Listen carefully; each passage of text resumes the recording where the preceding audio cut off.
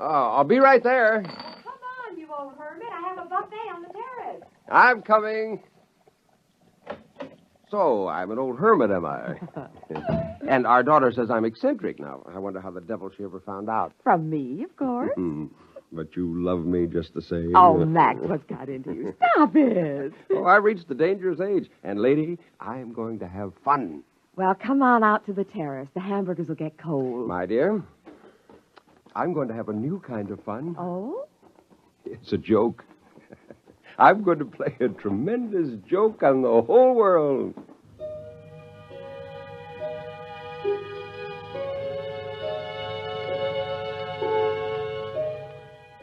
I had been working for this moment for 10 years, and now, Volplas, 3 of them, a male and 2 females.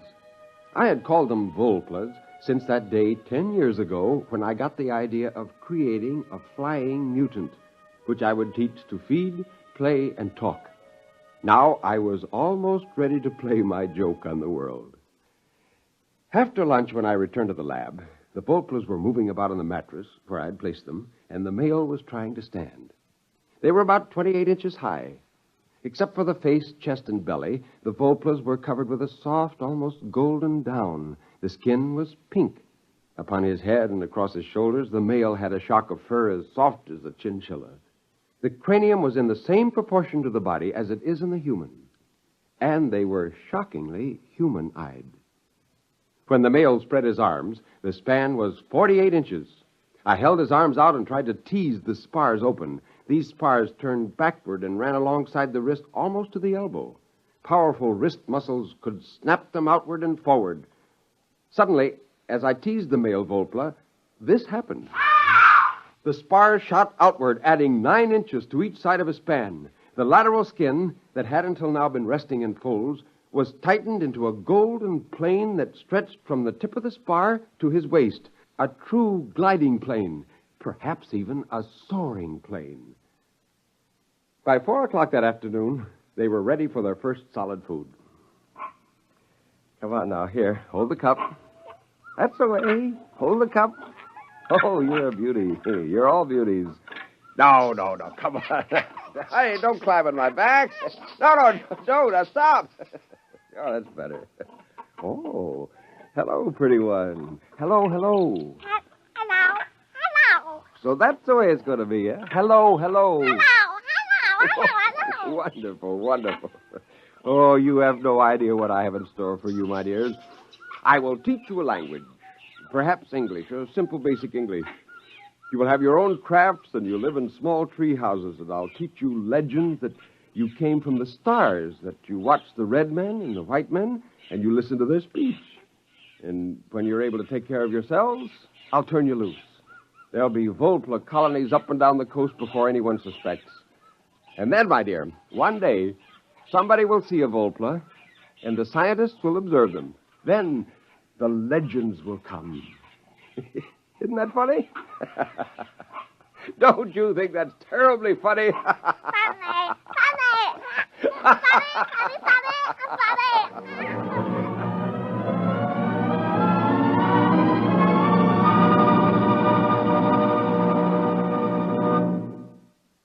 You're listening to Volpla.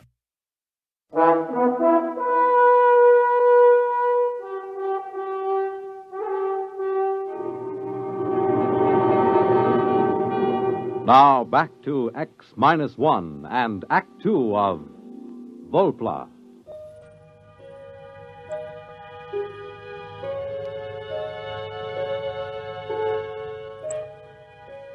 I used the metabolic accelerator to cut the Volpla's gestation down to 1 week, and I used it to bring the infants to maturity in 1 month.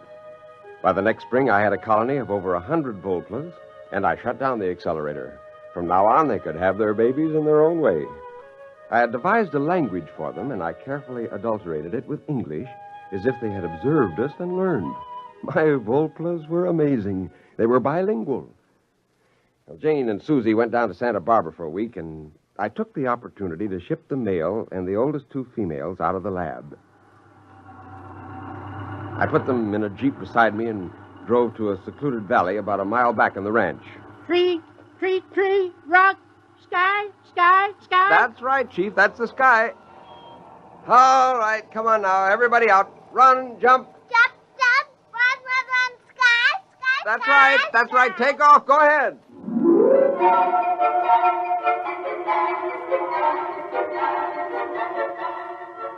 He spent about 2 hours chasing the two girl Volplas around, and then he made a leap for one.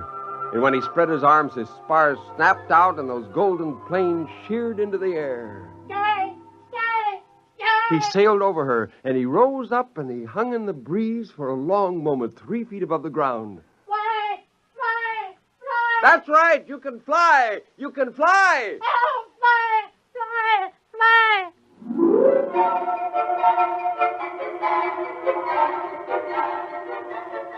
They learned quickly and brilliantly.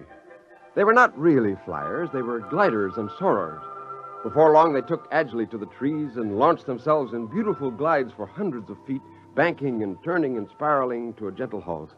Oh, I laughed out loud with anticipation. Wait until the first pair of these is brought before a sheriff. Wait till the newspaper reporters are routed out into the hills to witness this. When they were tired, the Volplas lay on their backs with their planes stretched out. The oldest one came over to me. He squatted, his elbows resting in the ground, his wrist crossed at his chest. Before the red men, we live here. That's right. In places like these, you lived all along these mountains. Now there are very few of you left. Since you've been staying in my place, you've naturally forgotten the ways of living outdoors. We learn again. We stay here. That's right. Now look. Look, you see up in that tree? That's a bird. That's your food, if you can kill it. How? Well, I don't think you can get at them in the tree. You'll have to soar up above and catch one of them on the wing when they fly away. Go ahead, try.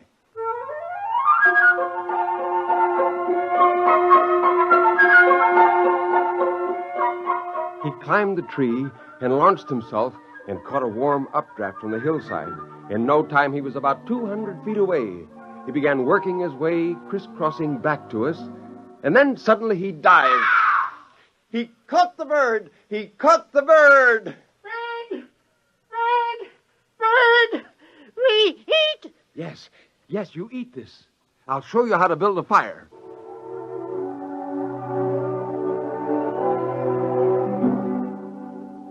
Again, I told them the story I'd made up. How they came long before the red men in a ship from the stars. I taught them to point to the planet Venus and say that was the star they came from. I grinned to think of the many stories that would be written in the Sunday supplements. Oh, what a great joke I was playing on the world. We came from the star before the red men? From the star? Yes. The next week, I brought all the Volplas out to the Oakwood. There were 107 men, women, and children. By the end of the week, they were scattered over 4 square miles of the ranch. They hunted sparrows and cooked them over tiny fires. The little creatures delighted me more and more. For hours, I could watch them play. I could sit all afternoon and watch them at work in a treehouse, quite forgetting to go home. Well, how does the mighty hunter who now returns from the forest? Fine. Oh, I've been enjoying the local animal life. So is our daughter. What do you mean? She has 2 of them up in her room. 2 what? I don't know. What do you call them? I went up the stairs 3 at a time and burst into my daughter's room. There she sat in her bed, reading a book to 2 Volplas. Hello there, King Arthur. What's going on here? Oh, nothing, Daddy.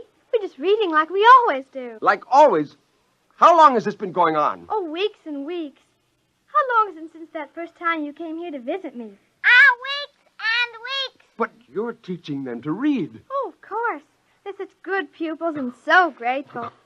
Daddy, you won't make them go away, will you? Oh, Jane, why did you tell me such a thing like this was going on? Now, you listen to me, mister. Your whole life is a secret from us. Just what makes you think your daughter can't have a little secret of her own? Oh, fine secret. Didn't it occur to you that this might be dangerous? Those creatures are... Oh, Max, for heaven's sakes, they're sweet, lovable little creatures without a harm in their furry little bodies. Now, don't get excited.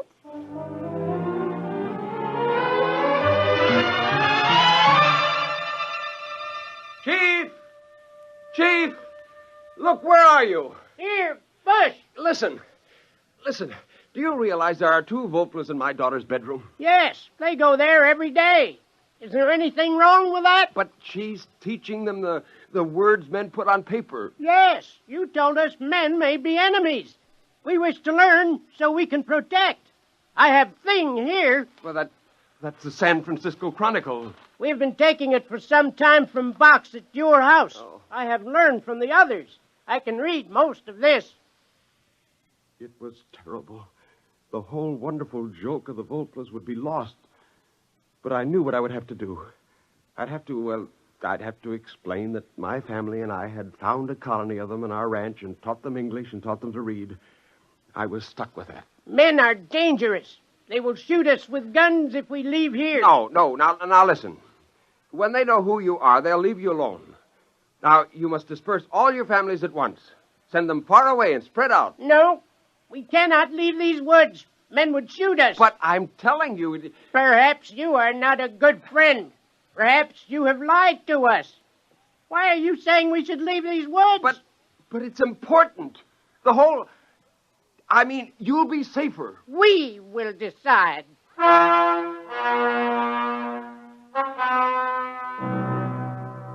The whole thing was critical. It could be disastrous. I went back to the house and up to Susie's room. I found her talking to 2 Volplas. Oh, no. I'm sure you didn't come from the stars. That doesn't sound right. The more I think about it, the more I'm sure that my father made you. Susie, what business have you telling them that?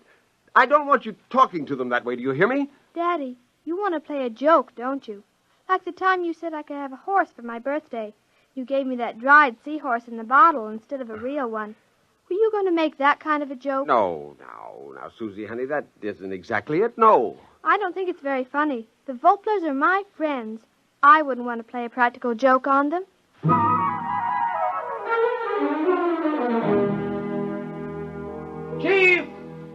Chief, where are you? Chief! Oh, confound it. The fires are out. None of them around. Chief! Are you up there in that treehouse? Where are you? Where are all of you? You've got to listen to me. I made you.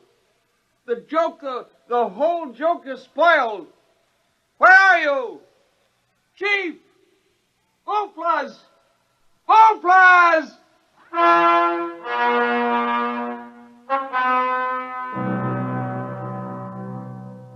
I was away from the house for hours. When I came back, I found Jane sitting on the terrace. Are you looking for something, dear? Oh, never mind. I suppose they're all gone. What do you mean? The little flying things. I saw them fly by about 4 in the afternoon. You did? Where did they go? Over that way. You could see them soaring over the trees. Oh, it was so pretty. Where's Susie? She's been watching television. She's all excited about the rocket flight, you know. What rocket? Oh, you have been living in the woods. The Venus rocket. My goodness, it's been in all the newspapers. Where are you going? Well, I've got to talk to Susie. Susie! Shh, Daddy, the rocket's almost ready to go. Listen. It approaches 0 hour now. The rocket stands tall and silvery. The gantry crane is pulled away now. We're actually at least 5 miles away, watching from the remote monitors. There's some disturbance now. It seems to be some birds. Big birds, like a flock of owls circling the ship. Oh, Daddy, look. Hey, wait a minute. They're flying through the hatch. It seems to be jammed open. This is certainly an unforeseen development. The men on the ground are driving a motor-driven ladder up to the ship, and the owls seem to be fighting them off. Oh, there goes the hatch. It's closed. Those birds are inside, and they're big birds, big as eagles. As we told you previously, ladies and gentlemen, the rocket is on automatic fire. It'll go off in precisely 10 seconds. We stared at the television screen. We saw the red blast of fire and the silvery rocket streak up into the sky, the cameras following. Our reporter at scientific headquarters reports that none of the rocket telemeters are recording. The owls who blundered into the open hatch in this heartbreaking accident seem to have disrupted the automatic recorders. The control circuit cannot be altered. The rocket will land on Venus as scheduled. Daddy, those weren't owls, were they? No, they weren't. Owls. He thought they were owls. That's kind of a joke, isn't it? Isn't it a joke, Daddy? I'd say, Max, dear, the joke's on you. Wait till men land on Venus and find Venusians with a legend about their great father in California.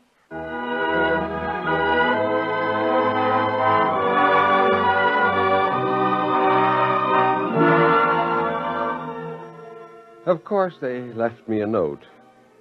The handwriting wasn't very good, but then you wouldn't write very well either if your index finger was 9 inches long. I sat on the patio and read the Volpla's farewell. It said, "The man who made us, we forgive you. We know we did not come from the stars, but we go there. I, the chief, give you welcome to visit.